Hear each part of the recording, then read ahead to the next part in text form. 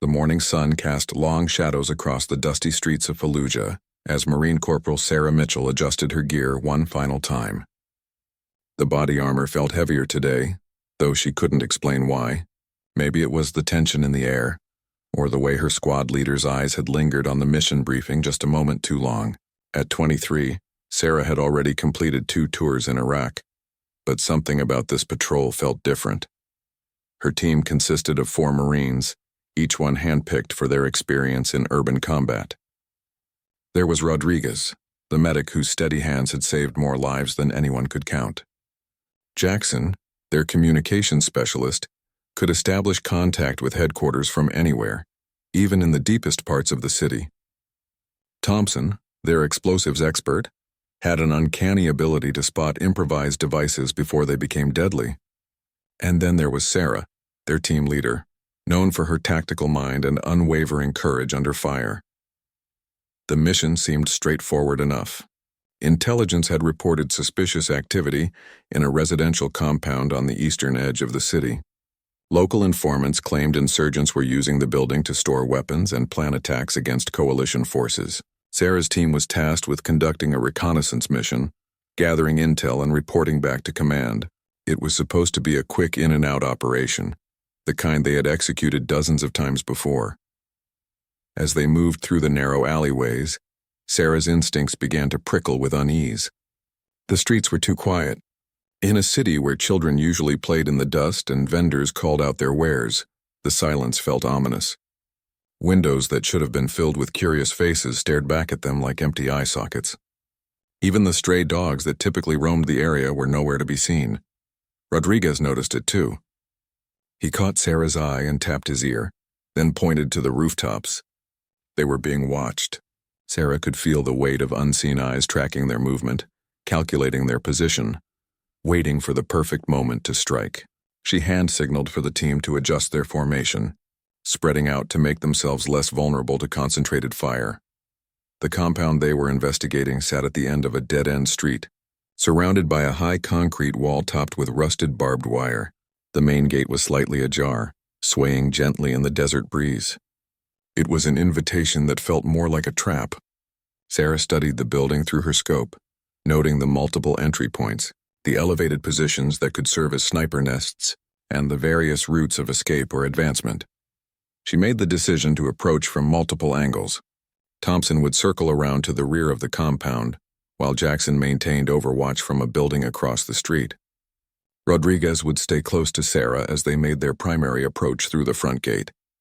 It was a textbook maneuver they had practiced countless times, but execution in real combat always carried unpredictable variables. As Sarah and Rodriguez approached the gate, she noticed fresh tire tracks in the sand leading away from the compound. Someone had left recently and in a hurry. The tracks were deep, suggesting a heavily loaded vehicle. Her tactical mind processed this information quickly. Either they had missed their targets or they were walking into a carefully prepared ambush. The interior courtyard was eerily quiet. Laundry hung motionless on lines strung between windows, and children's toys lay scattered in the dust as if their owners had been called away suddenly. Sarah's training told her to be methodical, to clear each room systematically, but her gut instinct screamed that they needed to move faster. They entered the main building through a doorway that had been deliberately left open. The interior was dark, with shafts of sunlight streaming through broken windows, creating a maze of light and shadow. Sarah could smell something wrong in the air, a mixture of gunpowder, metal, and something else she couldn't quite identify. It was the smell of preparation, of violence waiting to unfold. Rodriguez moved behind her, his medical bag bouncing silently against his hip with each careful step. His eyes constantly scanned for threats while also noting potential cover positions. Years of combat had taught him to think like both a medic and a warrior, always ready to save lives or take them as the situation demanded. As they cleared the first floor room by room, Sarah began to piece together the evidence of recent activity. Empty ammunition boxes stacked in corners, maps spread across a table with coalition patrol routes marked in red ink, and communication equipment that was still warm to the touch. This wasn't just a weapons cache. It was an active operations center. The realization hit her like a physical blow. They weren't investigating a suspected insurgent hideout. They had walked directly into the nerve center of a coordinated attack plan, And if the intelligence was accurate, that attack was scheduled to happen today. The empty compound wasn't a sign that they had missed their targets. It was a sign that those targets were already in position, executing their mission while Sarah's team was isolated and exposed. She immediately reached for her radio to contact Jackson and warn the team, but before she could speak, the first shot rang out. The bullet struck the wall inches from her head, sending concrete fragments flying through the air. The sound echoed through the empty building like thunder, followed immediately by the distinctive crack of a sniper rifle. In that instant, Sarah realized they had walked into something far more dangerous than a simple reconnaissance mission. The insurgents hadn't fled the compound. They had transformed it into a kill zone with her team as the primary target. The quiet streets, the open gate, the seemingly abandoned building. It had all been carefully orchestrated to draw them in.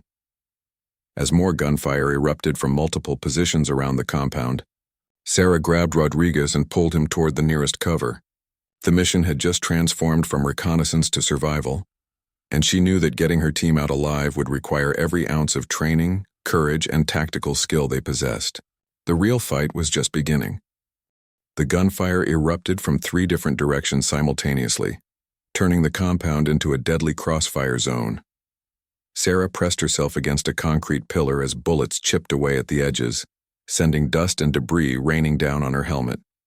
Rodriguez crouched beside her, his medical training warring with his combat instincts as he fought the urge to rush toward the sound of gunfire where his teammates might need him. Through her radio, Sarah could hear Jackson's voice cutting through the chaos. He was pinned down in the building across the street, taking fire from at least 2 sniper positions on nearby rooftops. His voice was steady despite the circumstances, calling out enemy positions and requesting immediate backup. Thompson's voice crackled through next, reporting that he was trapped in the rear courtyard with limited ammunition and no clear escape route. Sarah's mind raced through their options. The compound had been turned into a perfect trap, with insurgents positioned to cover every possible exit. The high walls that had seemed like simple security measures now served as prison walls, keeping her team contained while enemy fighters poured fire down from elevated positions. She estimated at least 8 to 10 hostile shooters, possibly more, all with prepared positions and clear fields of fire. The tactical situation was deteriorating rapidly. Sarah knew that staying stationary meant certain death, but moving meant exposing themselves to concentrated fire from multiple angles. She made a quick decision, grabbing Rodriguez by the shoulder and pointing toward a damaged stairwell that led to the 2nd floor. If they could reach higher ground, they might be able to establish better sight lines and coordinate a fighting withdrawal. As they moved, bullets struck the ground where they had been crouched just seconds before. The shooters were precise, disciplined, and clearly familiar with the compound's layout. This wasn't a random ambush by inexperienced fighters. They were facing a well-trained enemy force that had spent considerable time preparing for this exact scenario. Rodriguez stumbled as they reached the stairwell, a bullet grazing his shoulder and tearing through his uniform. Sarah grabbed him and pulled him up the stairs, her heart pounding as she realized how close they had come to losing their medic. Blood was seeping through Rodriguez's sleeve, but he waved off her concern and checked his weapon, determined to keep fighting despite his injury. The 2nd floor offered a better view of the surrounding area, but it also made them more visible to enemy snipers. Sarah could see muzzle flashes from at least 6 different positions, all coordinated to maintain constant pressure on her team's location. Through a cracked window, she spotted Jackson in the building across the street, returning fire with controlled bursts while constantly changing positions to avoid counter-sniper fire. Thompson's situation was more desperate. From her elevated position, Sarah could see him trapped behind a low wall in the rear courtyard, with insurgents advancing on his position from 2 sides. His explosives expertise meant nothing in a prolonged firefight, and his ammunition was running dangerously low. She watched in horror as enemy fighters began coordinating their approach, using hand signals and tactical movement that spoke of professional military training. Sarah's radio crackled with an incoming transmission from their base headquarters. The voice was calm but urgent, requesting a status update on their reconnaissance mission. For a moment, the absurdity of the situation struck her. Headquarters was expecting a routine patrol report while her team was fighting for their lives in what had become a complex ambush operation. She keyed her radio and delivered a terse situation report, calling for immediate reinforcement and close air support. The response was not what she wanted to hear. No aircraft were available in their sector, and the nearest ground units were engaged in their own operations across the city. Her team was on their own, at least for the next several hours. Rodriguez had found a position where he could provide covering fire while treating his own wound. His medical training had taught him to work under pressure, but combat medicine, while actively engaged in a firefight, required a different kind of focus. He applied a pressure bandage to his shoulder with one hand while maintaining his grip on his rifle with the other, ready to return fire at any target that presented itself. The insurgents seemed to sense that help wasn't coming. Their fire became more aggressive, more coordinated. Sarah watched as they began using suppressive fire to pin down one position, while assault teams moved to flank from other directions. It was a sophisticated tactical maneuver that confirmed her worst fears. They were facing an enemy force with serious military training and battlefield experience. A new sound joined the symphony of gunfire, the distinctive whistle of an incoming rocket-propelled grenade. Sarah shouted a warning and dove for cover, pulling Rodriguez down behind a concrete barrier just as the explosive round struck the wall behind them.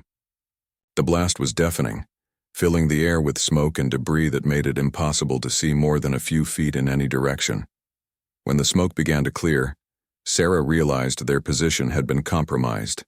The RPG had blown a hole in the exterior wall, giving the insurgents a new angle of attack. Worse, the explosion had damaged their radio equipment, cutting off their communication with Jackson and Thompson. They were now isolated, wounded, and facing an increasingly aggressive enemy force. Rodriguez checked his ammunition and gave Sarah a grim look. They both knew the mathematics of their situation. Limited ammunition, no reinforcements, wounded team members, and an enemy force that showed no signs of breaking off their attack. Every military textbook would classify this as a no-win scenario, the kind of situation that ended with posthumous medals and folded flags. But Sarah had not survived 2 previous tours by accepting textbook outcomes. She studied the compound layout through the dust and smoke, looking for any advantage they could exploit. The insurgents had planned well, but every plan had weaknesses. She just had to find them before her team's ammunition ran out. The sound of approaching footsteps echoed through the damaged building. The insurgents were moving to finish the job, confident that their trapped prey had been weakened sufficiently for a final assault. Sarah checked her weapon one more time and prepared to make their last stand as costly as possible for their attackers. She had no way of knowing that miles away, a different kind of help was already mobilizing to reach them. The assault came in waves, each one more violent than the last. Sarah counted at least 12 insurgents now, their coordinated movements suggesting they had rehearsed this exact scenario multiple times. They moved with the precision of experienced fighters, using suppressive fire and tactical bounds to advance on her team's positions, while minimizing their own exposure to return fire. From her position on the 2nd floor, Sarah could see the full scope of the ambush. Jackson was still fighting from the building across the street, but his ammunition was running critically low. Every few minutes, his rate of fire would decrease as he conserved rounds, waiting for the most opportune targets. Thompson had managed to reach a more defensible position in the rear courtyard, but he was completely cut off from the rest of the team. Rodriguez's shoulder wound was worse than he had initially let on. Blood had soaked through his uniform and was beginning to pool on the floor beside him. His face was pale, and Sarah could see the strain of blood loss beginning to affect his coordination. Despite his condition, he continued to return fire with methodical precision, each shot carefully aimed to make their dwindling ammunition count. The insurgents had learned from their earlier assault attempts. Instead of rushing forward en masse, they were now using a more sophisticated approach. Small teams would advance under covering fire, establish new positions closer to the building, and then provide cover for the next team to move forward. It was a textbook infiltration technique that spoke of professional military training. Sarah's radio suddenly crackled to life with a transmission that made her heart skip. It wasn't headquarters or nearby coalition forces. The voice that came through was calm, professional, and speaking in the coded language she recognized from joint operations training. A SEAL team had been monitoring their situation and was requesting their exact position for a potential extraction operation. She could barely believe what she was hearing. SEAL teams didn't typically operate in their sector, and extraction missions in hostile territory were extraordinarily dangerous operations that required extensive planning and resources. But the voice on the radio was real, and they were asking for specific grid coordinates and tactical information about the enemy forces surrounding her team. Sarah quickly provided their location and a detailed assessment of the hostile forces. She estimated 12 to 15 insurgents with small arms, at least 2 RPG teams, and confirmed sniper positions on surrounding rooftops. The insurgents had established overlapping fields of fire that made any movement extremely dangerous, and they showed no signs of breaking off their attack. The SEAL team leader's response was brief but reassuring. They were approximately 20 minutes out and would be conducting a direct action mission to extract her team. He warned her to maintain her current position and prepare for close air support that would precede their arrival. Sarah felt a surge of hope for the first time since the ambush began. 20 minutes felt like an eternity under constant enemy fire. The insurgents had grown more aggressive. Sensing that their window of opportunity was closing, they began using more explosive devices, and the building shook with each detonation. Concrete dust filled the air, making it difficult to breathe and nearly impossible to maintain clear sight lines. Rodriguez collapsed beside her, his blood loss finally overwhelming his determination to keep fighting. Sarah dragged him to a more protected position and applied additional pressure bandages to his wound, but she could see that he needed immediate medical attention that she couldn't provide in their current situation. His breathing was becoming shallow, and his responses to her questions were delayed and confused. Through the chaos, Sarah heard a new sound that sent chills down her spine. The insurgents were speaking in coordinated radio communications, calling in additional fighters to reinforce their positions. What had started as a planned ambush was escalating into a full-scale engagement that could draw in fighters from across the city. Her team wasn't just fighting for their own survival anymore. They were potentially facing an entire insurgent cell. Jackson's voice came through on the radio, weaker now and filled with strain. He had been hit in the leg and was losing blood rapidly. His position across the street was becoming untenable as enemy fighters worked their way closer to his building. He could see them moving through the lower floors, systematically clearing rooms as they advanced toward his location. Thompson's situation was equally desperate. The insurgents had begun using grenades to flush him out of his defensive position, and he was running dangerously low on ammunition. His explosives training was useless in a prolonged firefight, and he was essentially trapped with no clear escape route and limited ability to suppress the advancing enemy forces. Sarah made a decision that went against every tactical principle she had been taught. Instead of maintaining her position and waiting for extraction, she began moving through the building, using the smoke and debris as concealment. She needed to reach a position where she could provide effective covering fire for both Jackson and Thompson, even if it meant exposing herself to additional danger. As she moved, bullets struck the walls around her with increasing frequency. The insurgents had spotted her movement and were concentrating their fire on her new position. She could hear their voices calling out coordinates, directing their shooters to track her progress through the building.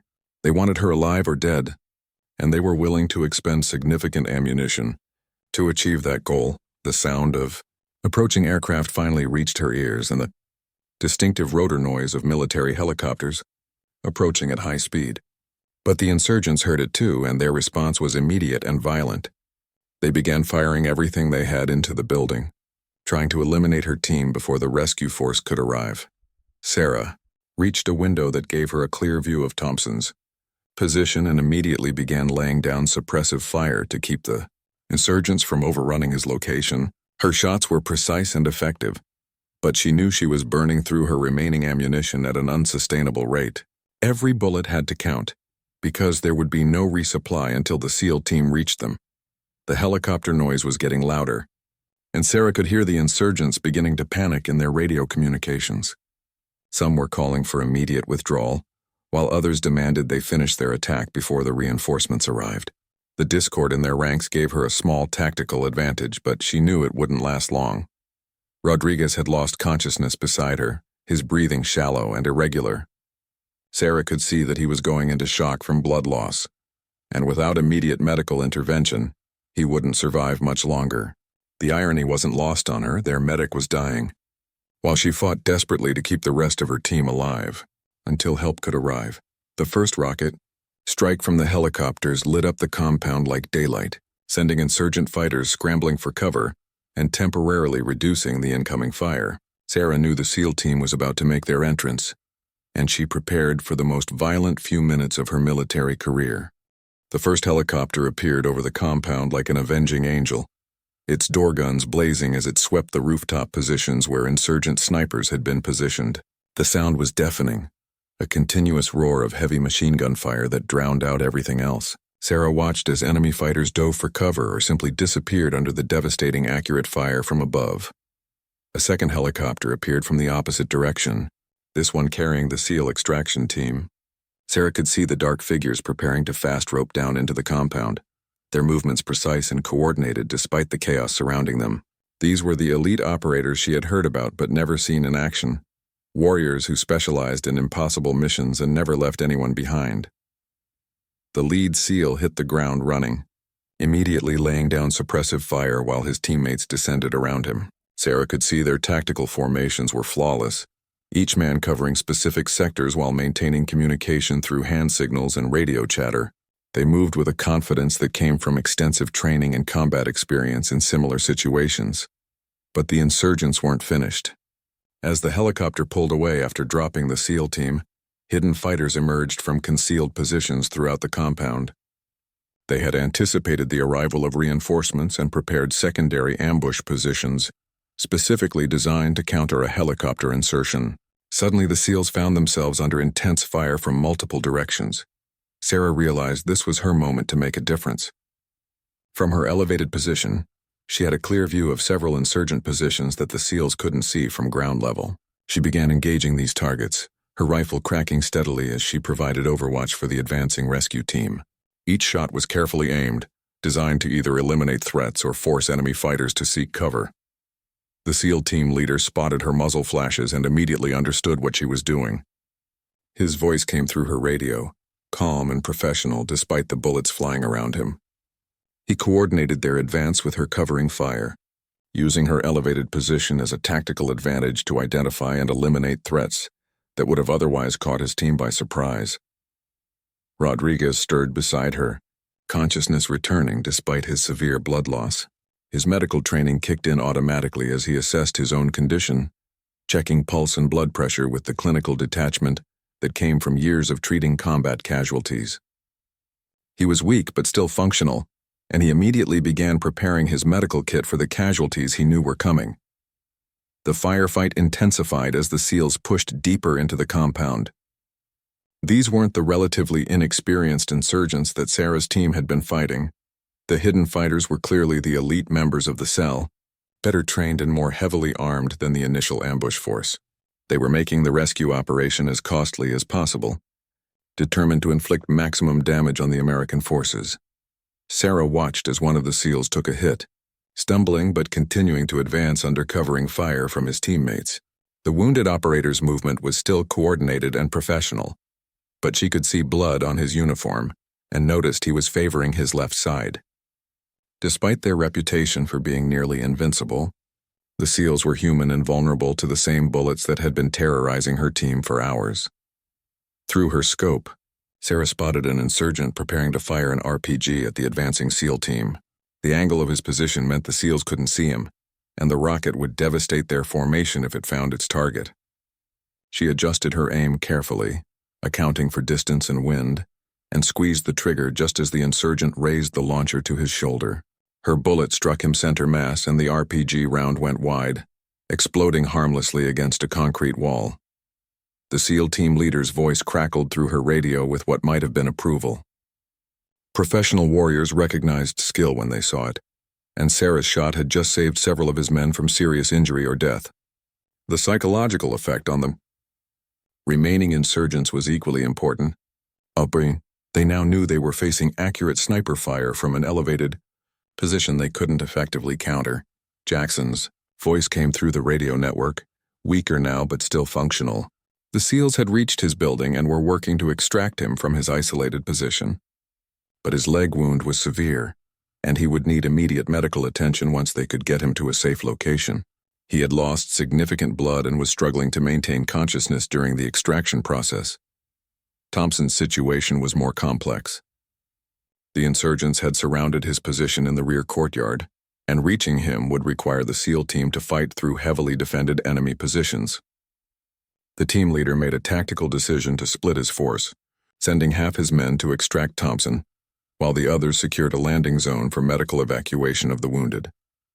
Sarah could see the entire tactical situation unfolding below her. The SEALs moved with mechanical precision, each man knowing exactly what his role was and executing it flawlessly despite the intense enemy fire.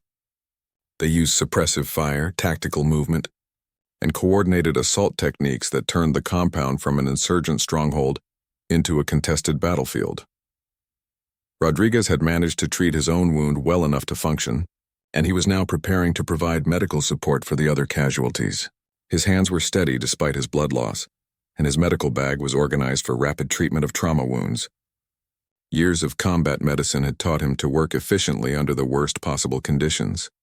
The sound of additional helicopters approaching indicated that the extraction was about to become even more complex. Medical evacuation birds were inbound, but they would need a secure landing zone before they could safely approach. The SEAL team was working to establish that zone while simultaneously conducting the rescue operation and fighting off determined enemy resistance. Sarah's ammunition was nearly exhausted, but she continued to provide covering fire for the SEALs as they advanced toward Thompson's position. Every shot had to count now, and she found herself making increasingly difficult shots as the remaining insurgents sought better cover and concealment. The pressure was enormous, knowing that missing a shot could result in American casualties. The insurgent resistance was beginning to crumble under the professional assault by the SEAL team. Some fighters were attempting to withdraw to secondary positions, while others seemed determined to fight to the death, rather than allow the Americans to complete their rescue mission. The compound had become a chaotic battlefield where survival depended on training, courage, and a little bit of luck. As the SEALs finally reached Thompson's position, Sarah could see that he had been hit multiple times but was still fighting.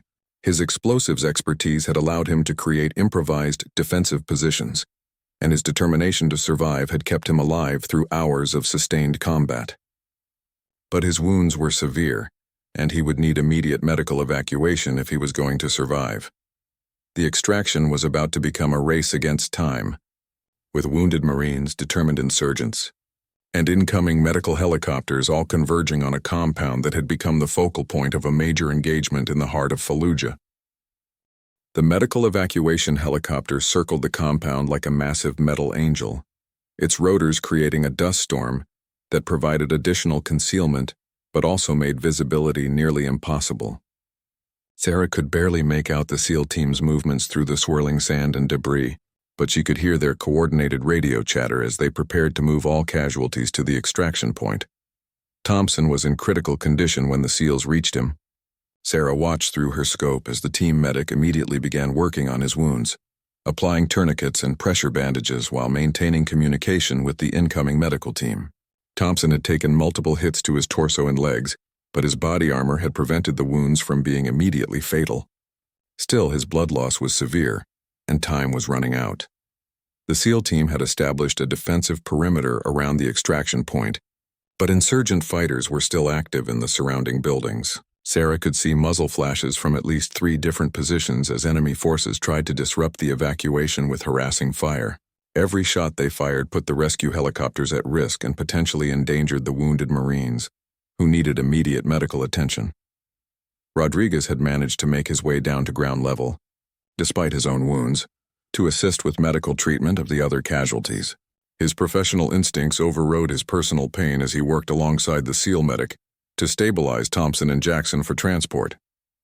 Years of combat medicine had taught him that minutes could mean the difference between life and death for seriously wounded soldiers. The helicopter pilot was displaying incredible skill, holding his aircraft steady despite the ongoing ground fire and poor visibility conditions. Sarah could see tracer rounds passing uncomfortably close to the aircraft, but the pilot maintained his position while his crew chief prepared to receive casualties. This was exactly the kind of dangerous extraction that required split-second timing and absolute trust between all participants. Jackson had lost consciousness during his extraction from the building across the street, his leg wound proving more severe than initially assessed. The bullet had struck his femoral artery, and despite the tourniquet applied by the SEALs, he was still losing blood at a dangerous rate. Rodriguez worked frantically to establish an IV line, while the SEAL medic focused on controlling the bleeding through direct pressure and additional medical interventions. Sarah's position was becoming untenable as insurgent fighters began concentrating their fire on her location. They had finally identified her as the sniper providing overwatch for the rescue operation, and they were determined to eliminate her before she could cover the helicopter extraction. Bullets struck the concrete around her with increasing frequency, sending chips of debris flying through the air. The SEAL team leader made a critical decision. Instead of waiting for all casualties to be stabilized, he ordered immediate evacuation of the most seriously wounded. Thompson and Jackson would go out on the first helicopter, while Rodriguez, despite his own injuries, would wait for the second extraction bird. It was a calculated risk, but delay could prove fatal for the Marines with the most severe injuries. Sarah watched as the SEALs carried Thompson and Jackson to the waiting helicopter, their movement swift but careful to avoid jarring the wounded men unnecessarily. The helicopter crew chief helped load the casualties while the aircraft's door gunners provided suppressive fire against the insurgent positions that were still active around the compound perimeter. The moment the helicopter lifted off with the first casualties, insurgent fire intensified dramatically. The remaining fighters seemed to realize this was their last chance to inflict significant damage on the American forces, and they began using their remaining RPGs and heavy weapons in a desperate final assault. The compound erupted in explosions and gunfire as both sides committed everything they had to the final phase of the engagement.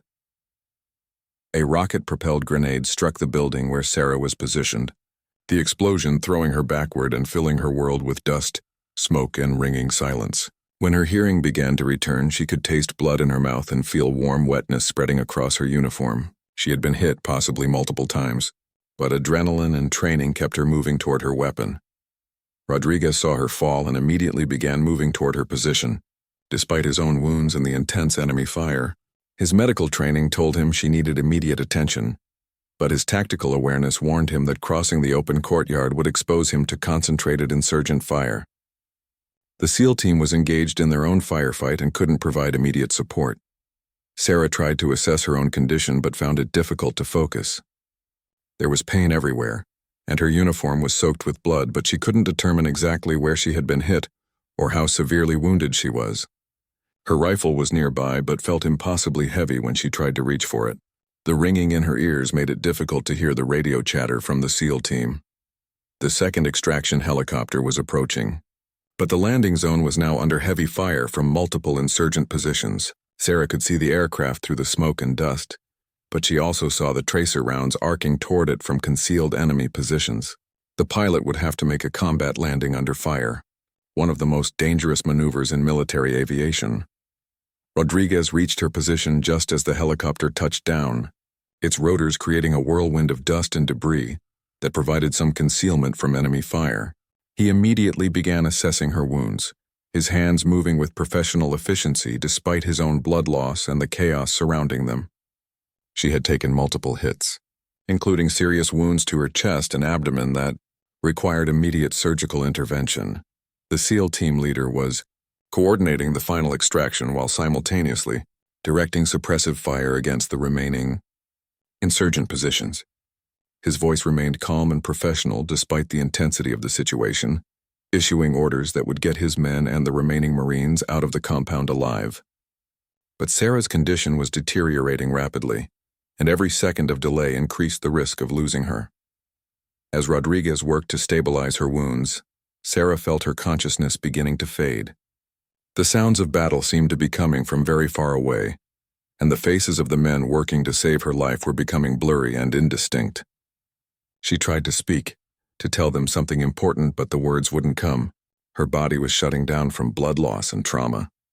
The SEAL medic joined Rodriguez in treating Sarah's wounds, both men working with desperate efficiency to keep her alive long enough to reach surgical facilities. They applied pressure bandages, established IV lines, and administered medications that might buy her the time she needed. But her injuries were severe, and they both knew she was fighting for her life. The helicopter crew chief was shouting over the rotor noise, indicating that they needed to lift off immediately or risk being shot down by the concentrated enemy fire. The pilot was maintaining his position despite multiple hits on his aircraft, but he couldn't hold the landing zone indefinitely. The final extraction had to happen now, regardless of Sarah's condition or the ongoing medical treatment she required. The helicopter lifted off with Sarah barely clinging to life, her body riddled with 14 bullet wounds that had torn through muscle, bone, and vital organs. Rodriguez maintained pressure on her most severe wounds, while the SEAL medic worked to keep her blood pressure stable during the flight to the forward surgical hospital. Every minute that passed brought her closer to the edge of survival, but also closer to the medical care that might save her life. The flight surgeon was waiting when they landed, his surgical team already prepared for the massive trauma case incoming from Fallujah. Sarah was unconscious as they transferred her to the operating table, her vital signs dangerously unstable despite the excellent field treatment she had received. The medical team immediately began the complex process of identifying and treating 14 separate gunshot wounds, each one potentially life-threatening. For 6 hours, the surgical team worked to repair the devastating damage inflicted by insurgent bullets. They removed bone fragments from her spine, repaired damaged organs, and worked to control internal bleeding that threatened to overwhelm her body's ability to recover. Several times during the surgery, her heart stopped, requiring immediate resuscitation to bring her back from the brink of death. Rodriguez, despite his own wounds, refused treatment until he knew Sarah's condition. He sat in the hospital corridor, still wearing his blood-soaked uniform, waiting for word from the surgical team. The SEAL team members who had conducted the rescue also remained at the hospital, unwilling to leave until they knew the outcome of the Marine they had risked everything to save. Thompson and Jackson were recovering in nearby beds, their own injuries serious but not life-threatening. Thompson had required surgery to remove shrapnel from his legs and abdomen, while Jackson's arterial repair had been successful, though he would need months of rehabilitation. Both men asked repeatedly about Sarah's condition, knowing that she had saved their lives with her covering fire during the rescue operation. The news from the operating room was mixed. Sarah had survived the initial surgery, but her injuries were so severe that her chances of full recovery remained uncertain. She had suffered damage to her spinal cord, multiple organ injuries, and massive blood loss that had put enormous strain on her cardiovascular system. The next 48 hours would be critical in determining whether she would survive. When Sarah finally regained consciousness 3 days later, she found herself surrounded by machines monitoring her vital signs and medications, keeping her alive. Her body was immobilized and she couldn't feel anything below her waist. The reality of her injuries began to sink in as doctors explained the extent of the damage and the long road to recovery that lay ahead of her. The SEAL team leader visited her as soon as she was able to receive visitors.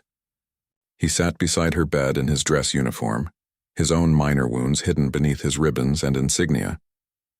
He told her about the aftermath of the rescue operation, how her covering fire had saved multiple lives, and how her courage under fire had impressed even the most experienced special operations warriors.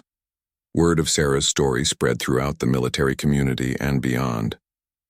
Her actions during the ambush, wounded and outnumbered but still providing crucial support for the rescue operation, embodied the warrior spirit that defined the American military.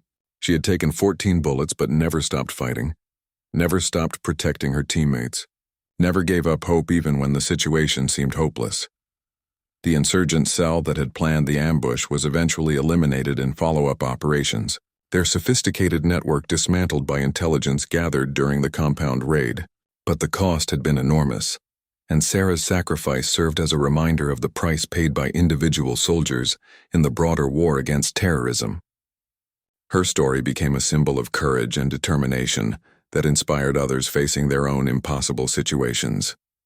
Months of rehabilitation followed, with Sarah slowly relearning basic functions while dealing with permanent disabilities from her spinal injuries. The process was painful, frustrating, and often seemed hopeless, but she approached recovery with the same determination she had shown during the firefight in Fallujah. Physical therapy became her new battlefield. and every small victory was hard-won through persistence and courage. Rodriguez, Thompson, and Jackson all recovered from their injuries and returned to active duty, but they never forgot the Marine who had saved their lives. They visited Sarah regularly during her rehabilitation, sharing stories and maintaining the bonds forged in combat. The SEAL team that had rescued them also stayed in contact, recognizing Sarah as an honorary member of their elite brotherhood. 2 years after the ambush in Fallujah, Sarah attended a ceremony where she was awarded the Silver Star for her actions during the engagement. She sat in her wheelchair, surrounded by her family, her teammates, and the SEALs who had risked everything to bring her home. The medal was recognition not just of her individual courage, but of the collective sacrifice made by all who served in dangerous places far from home. The ceremony was emotional for everyone present, but especially for the men whose lives Sarah had saved through her actions. They understood that medals and recognition could never fully capture the reality of what had happened in that compound, or the price Sarah had paid for her heroism, but they also knew that her story would inspire future generations of warriors who would face their own moments of truth in combat. Sarah's new mission became sharing her story with young Marines and soldiers preparing for deployment.